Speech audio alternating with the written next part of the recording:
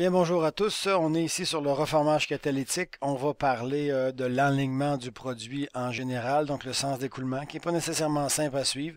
Alors, essayons d'y aller quand même promptement. Qu'est-ce qu'on a? On a une charge liquide. Donc, commençons à suivre la charge liquide de base, hein. Cette charge liquide-là, elle arrive à l'intérieur. On le voit ici en mauve. Elle va être amenée dans un premier four et par la suite dans un premier réacteur, le R301.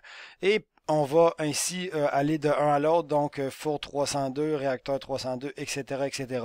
Ma charge liquide de naf va donc arriver ici, se faire reformer dans les 4 réacteurs et à sa sortie, ma charge de naft sort juste ici dans la ligne en rouge. On n'a plus seulement que du naft ici, on a reformé, on a donc un dégagement gazeux, on a aussi eu des réactions parasitaires de craquage. On se retrouve donc avec une charge de naft liquide, un mélange d'hydrogène gazeux, puis un mélange de C1-C4 qui est gazeux et bon, qui pourrait être sous forme liquéfiée évidemment dans d'autres éléments. Cette charge-là, elle est chaude, on l'amène ici, vous le voyez, on la sépare en deux ici si on suit l'enlignement, comme on avait séparé la charge de naphte liquide froid qui arrivait des réservoirs. Pourquoi? Ben pour faire un échange croisé. Donc on se retrouve ici avec un naphte froid qui est séparé en deux et qui est chauffé par le naphte chaud qui sort du dernier réacteur, le R304, pour être réchauffé. Par la suite, bien évidemment, la charge a perdu beaucoup de chaleur, mais toujours pas assez. On veut continuer de refroidir la charge avant de séparer notre charge gazeuse de notre charge liquide qui sort du réacteur. On va donc passer dans un train d'aéro-refroidisseur. Encore une fois, par esprit d'efficacité, on va continuer, garder cette charge-là séparée pour passer dans nos deux trains d'échangeurs, donc le 308A et le 308B. Par la suite, on recontacte les deux charges, on le voit ici, on arrive là, au premier séparateur de produits. Son travail à lui, c'est de séparer grossièrement notre naf, donc notre C5, C10 qui va aller vers le bas, et notre charge gazeuse, donc notre hydrogène et nos C1, C4, qui vont eux aller vers le haut. Donc ici, vous le permettrez, on va commencer, disons, par la charge liquide. Mon naf, donc mon C6, C10, qu'est-ce que je vais en faire? Bon, ben, il faut avouer qu'il y a quand même il y a un peu de gaz à l'intérieur, hein. Si on regarderait l'échantillon ici, on le remarquerait. Donc, je dis C5, C10, mais on pourrait parler aussi, et c'est sûr qu'il y a du C2, C3, C4, un peu à l'intérieur. Donc, cette charge-là, on la prend. On va la pomper parce qu'on a besoin d'une pompe de surpression ici, hein. On est à la pression la plus basse dans la section de séparation de compression, c'est-à-dire 310 kPa. On a besoin d'augmenter cette pression-là. Donc, une pompe de surpression qui prend le produit et qui l'amène vers un traiteur de chlore. Le traiteur de chlore, c'est simple. On injecte du chlore dans notre charge dans le but de mieux orienter les réactions au réacteur. On veut enlever le chlore pour pas qu'il y ait de chlore résiduel dans le reste du réseau, protéger l'intégrité des équipements. On sort du traiteur de chlore, on arrive ici. Et on voit que notre charge va entrer en contact avec une charge gazeuse, on la verra dans un instant, mais la charge liquide poursuit son chemin, se retrouve séparée en deux encore là pour augmenter l'efficacité de l'échange thermique. Et puis, on va arriver dans un train d'échangeurs, hein, le A et le B et le C et le D pour l'autre partie de la charge. On va donc prendre notre charge liquide, l'amener vers 4 échangeurs tubulaires qui sont alimentés à l'eau froide pour refroidir globalement la charge. Le refroidissement de la charge étant fait, on se retrouve ici au ballon de recontact. Ici, ma charge gazeuse, bon, va remonter. Nous, on regarde la charge liquide. Ma charge liquide, elle va continuer son chemin. On l'a gorgé un peu de la phase gazeuse, on le verra dans un instant, mais la charge liquide passe donc du traiteur de chlore au ballon de recontact deuxième étage et va par la suite être ramenée vers un deuxième recontact avec la charge de gaz qui est située ici. Toujours le même principe, la charge de gaz elle est chaude, elle sort des compresseurs, on la connecte avec la charge liquide, on veut refroidir tout ça, parce que l'objectif de toute cette zone de recontact-là, autant le recontact là, là que là, c'est de prendre une partie des C1, C4 et de les amener vers la charge liquide. Pour les recontacter, on veut aussi les refroidir, ça va aider les C1, C4 à migrer vers la charge liquide qui est le naphte. Alors on va contacter le gaz ici, donc avec la charge, et passer par 4 échangeurs tubulaires, encore une fois, alimentés à l'eau. Notre charge arrive ici et se resépare pour notre charge liquide pour une deuxième fois dans le ballon de recontact D302 qu'on appelle le ballon de premier étage. Dans ce ballon-là, ma charge liquide va, elle, continuer son chemin.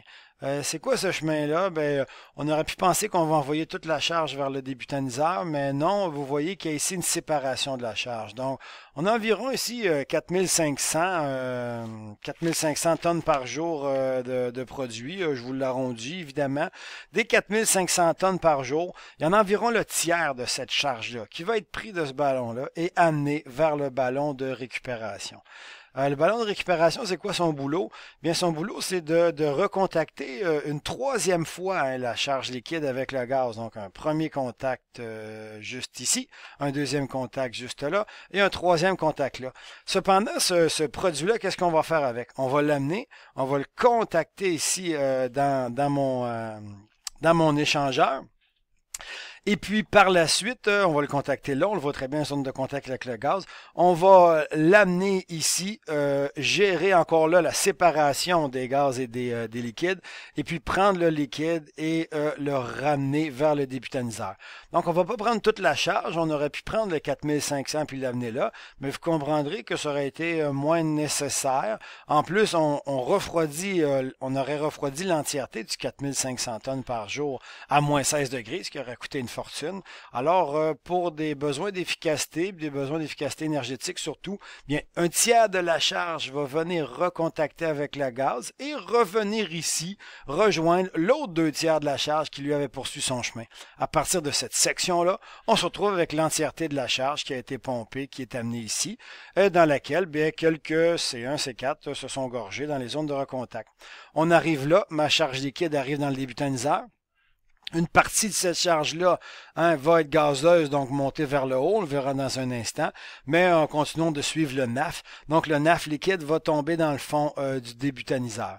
Ce NAF-là va être chauffé pour enlever les C4. Qu'est-ce qu'on va faire pour le chauffer? Bien, on va l'amener dans un rebouilleur. Dans ce cas-ci, c'est un four, parce que bon, c'est un rebouilleur de gros format en fait. On l'amène dans un four, on voit ici 3 passes. Donc on pompe une partie de la charge, on l'amène ici et on la ramène dans le fond du débutaniseur pour permettre de contrôler la température de fond. Cependant, on a toujours une charge qui arrive, il faut donc libérer les excès dans le fond. On va prendre les excès, les amener et avant de les sortir, par efficacité énergétique, mon produit étant chaud et ma charge qui arrivant étant plus froide, je vais croiser un échange thermique que je retrouve au E304. Et cette charge-là, je vais l'amener, la refroidir encore un peu avant le stockage. Donc, on voit très bien qu'on la refroidit avec la charge froide. On refroidit le produit chaud avec la charge froide. On la refroidit à nouveau dans un échangeur sous forme d'aéro-refroidisseur. On la refroidit à nouveau ici. Pourquoi? Pour l'amener au stockage à une température qui ne sera pas dangereuse. Parce qu'on parle ici de NAF, un produit relativement inflammable. Donc, on arrive en fond. On refroidit par 3 fois et on s'en va vers le produit en spec.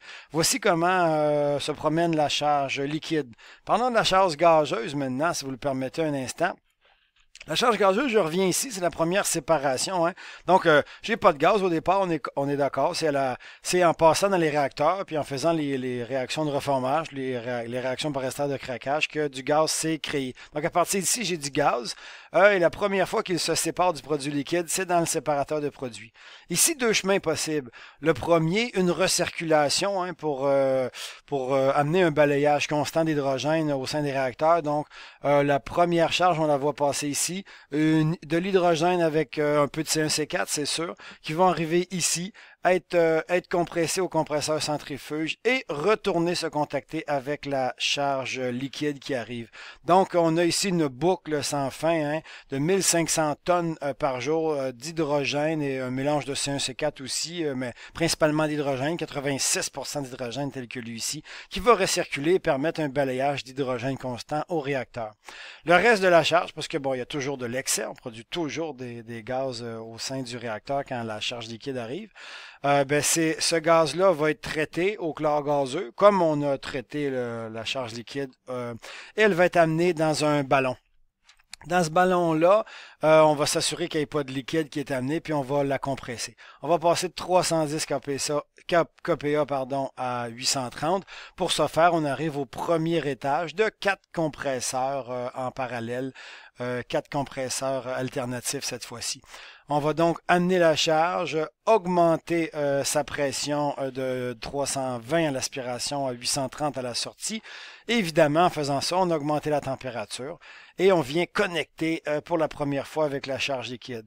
La température est augmentée, puis c'était pas l'objectif. L'objectif, c'était d'augmenter la pression pour permettre d'amener, disons, une meilleure liquéfaction des coupes plus légères, comme les C3 et les C4, par exemple. Alors, mais malheureusement, l'augmentation de la température a un peu nuit à ça. Alors, on prend cette charge-là, on la mélange à la charge liquide qui était le naphte, et on l'amène se faire refroidir. Un premier train de refroidissement d'aérorefroidisseur ici, un deuxième train de refroidissement là.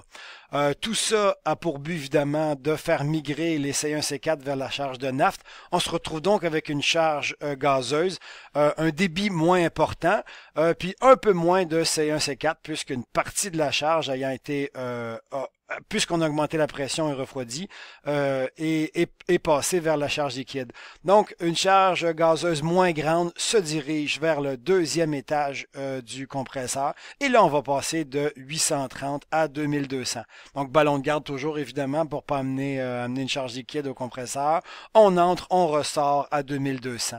La température est largement augmentée. On tente de refroidir ça, parce que l'objectif de ce recontact-là, encore une fois, c'est de faire migrer les C1, C4. Alors, on refroidit, on contacte avec le naphte, une partie des C1, C4 migre vers la charge de naphte, un peu d'hydrogène aussi, hein, et on refroidit le tout encore là pour favoriser. Ma charge gazeuse, après le recontact avec la charge liquide est libérée, on a une quantité encore moins grande qui est là, puisqu'une partie de cette charge gazeuse-là est maintenant dans la charge liquide. Le gaz va par la suite continuer son chemin. Ici, deux chemins possibles. Hein. Le chemin normal, il est quoi? Ben, la sortie.